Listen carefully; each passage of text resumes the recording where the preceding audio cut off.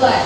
Bismillahirrahmanirrahim. Berdoa selesai.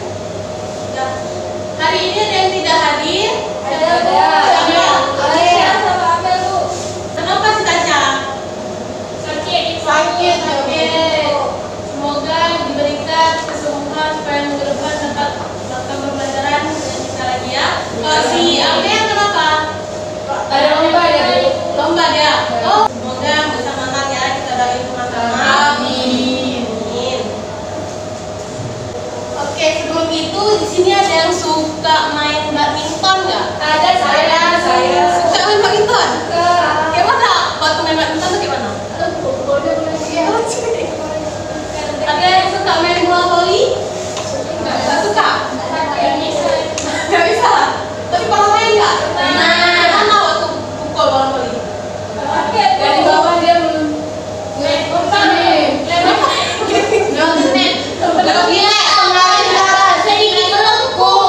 Melengkung, ya. Dan kita adalah Ibu mau menyampaikan tujuan pembelajaran kita hari ini. Yang pertama, siswa dapat menjelaskan pengertian gerak parabola. Terus siswa dapat menganalisis gerak parabola di kehidupan sehari-hari. Dan siswa dapat merumuskan persamaan gerak parabola pada sumbu X dan sumbu Y. Itu akan Ibu sampaikan sebentar lagi. Terus siswa dapat menentukan waktu untuk mencapai titik tertinggi dan titik terjauh, jalan untuk titik tertinggi dan titik terjauh, nilai kecepatan pada saat berada pada titik terjauh. Yang kelima, siswa dapat menyelesaikan soal-soal terkait gerak parabola. Baik anak-anak, setelah kita melakukan pembelajaran, siapa yang bisa menyimpulkan dari pembelajaran kita hari ini? Saya, Bu. Paklina lagi. Masa yang lain nggak mau? Paklina terus. Ya, Paklina gimana?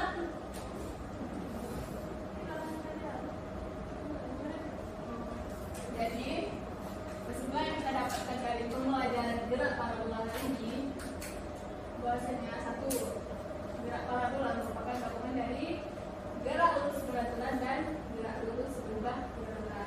Ya, benar ya. Mungkin poin-poin yang lain akan disambung oleh teman-teman. Ya, teman-teman, siapa belum ngomong? Siapa tadi? Al-Zahra belum ngomong. Apa kesimpulannya?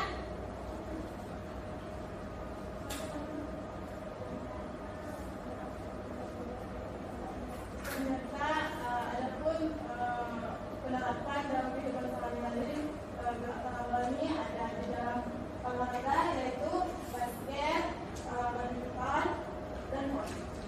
Nah, benar ya. Ada lagi yang mau memberikan kesimpulan dari kelompok sini? Mungkin ada?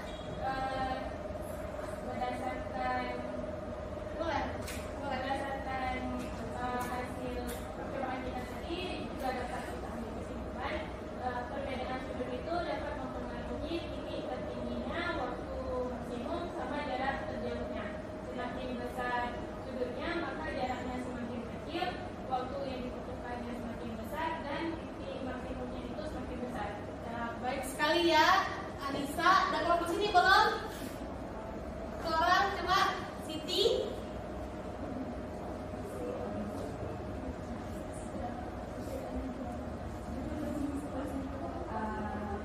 Jadi kalau di gerak parabola ini terdapat sudut pasti, di mana sudut pasti itu adalah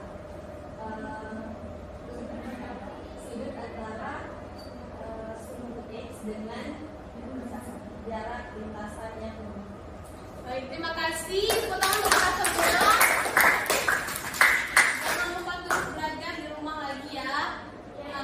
Dan Ibu akan memberikan tugas sebagai evaluasi kalian di rumah.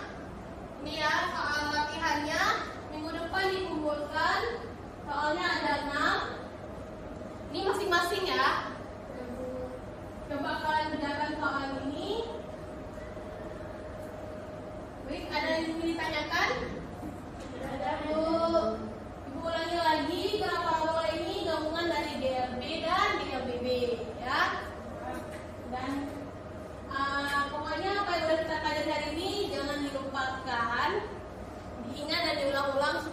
paham lagi di rumah dan boleh menggunakan sumber-sumber lainnya. Seperti ini ditanyakan dari anak-anak. Ibu, bagaimana cara kita menentukan menggunakan rumus apa? Dari soal yang diketahui. Jadi kan kayak tadi dia pakai bukunya dan KPD-nya ya. Nah, di sini kan ada kayak tinggi maksimum. Ingat aja kalau tinggi itu kan H. H itu sama dengan Y. Nah, ini kan berarti kita yang tinggi maksimumnya. Berarti untuk ketinggiannya kan kita menggunakan rumus yang ini tadi. Kalau misalkan ditanya ketinggian maksimum, kayak nah, di sini. Berarti kita menggunakan rumus Y-max. Gitu. Berarti juga sudah cukup paham ya semuanya. Nah, sebelum ibu tutup, ibu mau nanya gimana pembelajaran kita hari ini? Menyenangkan. Agak pusing dengan rumus, Bu. Pusing dengan rumus, sekali menurut saya. Ya, Bu, di kelompok sini?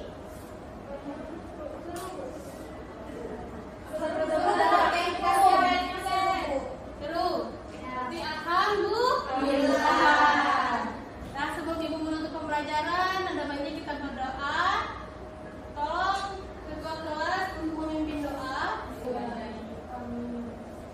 Sekian dari ibu, terima kasih. Lebih kurang mohon maaf. Wabillahi taufiq wal hidayah. Assalamualaikum warahmatullahi